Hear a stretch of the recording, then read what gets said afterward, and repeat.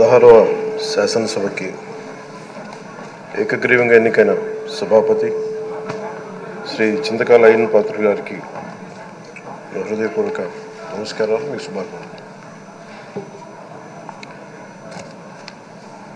ఇది నేను మొదటిసారి అసెంబ్లీలోకి అడుగు పెట్టడం. ఇలాంటి సుదీర్ఘ రాజకీయ అనుభవం ఉన్న దాదాపు 7 సార్లు ఎమ్మెల్యేగాను, ఒకసారి పార్లమెంట్లో అడుగుపెట్టిన మీకు, Panchayati Raj, technical education, forest, R&B అనేక మంత్రిత్వ శాఖల్ని సమర్థవంతంగా నిర్వహించిన మీకు ఈ సభాధ్యక్షుడు, ఈ స్పీకర్ స్థానంలో కూర్చోవడం నాకు చాలా ఆనందంగా ఉంది. ఇన్ని దశాబ్దాలు ప్రజలు రాజకీయ జీవనంలో ఇన్ని దశాబ్దాలు ప్రజలు మీ వాడి వేడి చూశారు.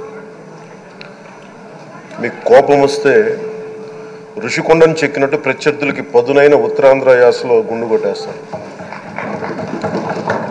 ఒకటే బాధేస్తా ఉంది సార్, ఇకపైన మీకు తిట్టే అవకాశం లేకపోవడం. కానీ ఇక మీద సభలో ఎవరు తిడుతున్నా దాన్ని ఆఫ్ చేసే బాధ్యత మీ చేతిలోనే ఉంది. మీరే మైక్ ఆఫ్ చేయాలి. అంటే మా చిన్నప్పుడు నేను చూసేవాడు, ఒకసారి అల్లరి చేసే అబ్బాయిని క్లాస్ లీడర్ చేసేవాడు చిన్నప్పుడు మా స్కూల్లో. కానీ ఇన్నాళ్ళు ప్రజలు మీ వాడి వేడి పలుకులు, మీ ఘాటైన వాగ్దాటి చూశారు. ఈ రోజు నుంచి రాష్ట్ర ప్రజలు మీ హుందాతనం చూస్తారు. డిబేట్స్ వెనకాల దాక్కుని సంస్కారహీనమైన భాషల్ని, భావాలని రకరకాల మాధ్యాల్లో విరజిమ్ముతూ ఉంటారు. దాని నియంత్రణ మీ ఆధ్వర్యంలో ఇక్కడి నుంచే మొదలవ్వాలి.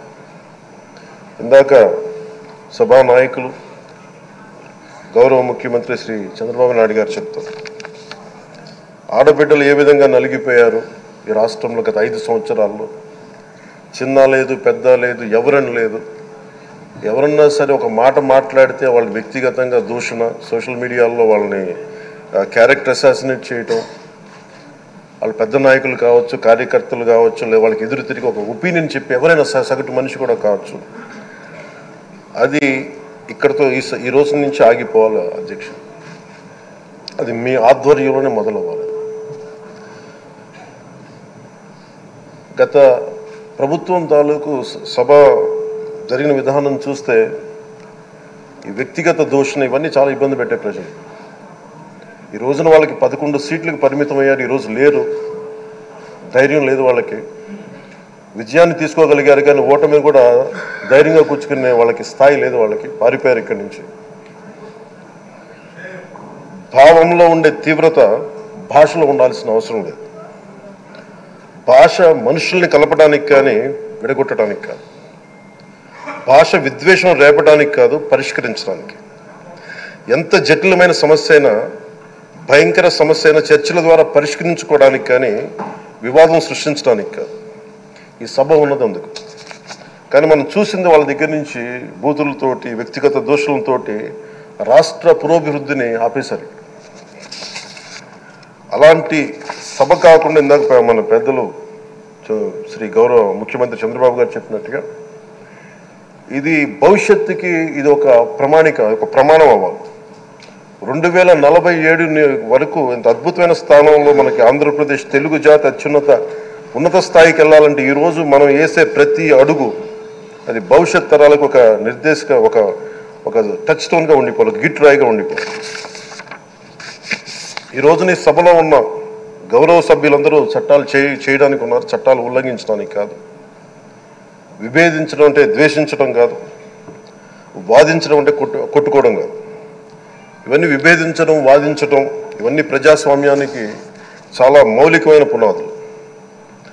ఆంధ్రప్రదేశ్ ఆవిర్భావం జరిగి అసలు భాషా ప్రయుక్త రాష్ట్రాల ఆవిర్భావమే మన ఆంధ్ర రాజ్యంతో మొదలైంది.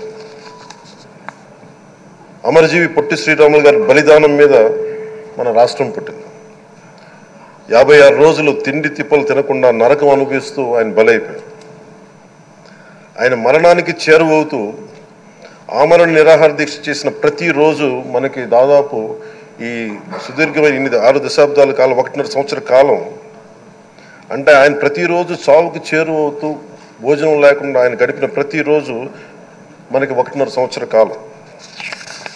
అలాంటి నేపథ్యంలో అలాంటి మహోన్నతుడు శ్రీ పొట్టి శ్రీరాములు గారి త్యాగాన్ని కనుక మనం ఈ సభలో ప్రజా సంక్షేమం కోసం మాత్రమే చర్చలు జరగాలి, వాదోపవాదాలు హద్దులు దాటకుండా ఉండాలి, వ్యక్తిగత దూషణకి తావివ్వకుండా ఉండాలి. అలా కాకుండా గత ప్రభుత్వంలాగే ఈ సభని తిట్లకి బూతులకి కొట్లాటికి వాడితే ప్రతి నిమిషం పొట్టి శ్రీరాములు గారి బలిదానాన్ని అవమానం చేసినట్టే. ఒక గొప్పవాడు, ఒక మహానుభావుడు బతికినప్పుడు మాత్రమే కాదు, చనిపోయిన తర్వాత కూడా కొన్ని తరాలు ఉపయోగపడతారని నిరూపిస్తారు. అలాంటి కోవకు చెందిన మహానుభావులు ఆంధ్ర రాష్ట్ర సృష్టికర్త, భాషా ప్రయుక్త రాష్ట్రాలకు శ్రీకారం చుట్టిన ద్రష్ట, అమరజీవి శ్రీ పొట్టి శ్రీరాములు గారి స్మృతిలో ఒక విలువలతో కూడిన ఒక సత్సాంప్రదాయాన్ని తెరలేపుతూ మీ ఆధ్వర్యంలో ఈ సభ జరగాలని, ఈ 5 ఏళ్ల ప్రజా ప్రస్థానంలో ఈ విలువైన 5 ఏళ్ళు రాబోయే తరానికి గొప్ప భవిష్యత్తునిచ్చేలా, అన్నం పెట్టే రైతుకి, కౌలు చేసుకునే రైతుకి, రైతు కూలీకి అండగా ఉండేలా, మహిళలకి భద్రతతో పాటు ఉన్నత స్థాయికి ఎదిగేలా, ప్రభుత్వ ఉద్యోగులకి భద్రత కల్పించేలా, పశువు పక్షి ప్రకృతి సర్వజనులందరికీ కూడా మతాలకి ప్రాంతాలకి అతీతంగా సుభిక్షంగా అభివృద్ధి పదంలో ఆంధ్రప్రదేశ్, ఆంధ్ర రాజ్యం అద్భుతమైన ప్రగతి సాధించేలా ఈ చర్చలు సాగాలని కోరుకుంటూ, సభాపతి అయ్యన్న పాత్రుడి గారికి మీ ఆధ్వర్యంలో ఈ సభ ఒక సరికొత్త సాంప్రదాయానికి, సత్సాంప్రదాయానికి ఇది తెరతీయాలని కోరుకుంటూ మీకు మరోమారు శుభాభినందనలు తెలియజేసుకుంటాం. గౌరవ మంత్రి లోకేష్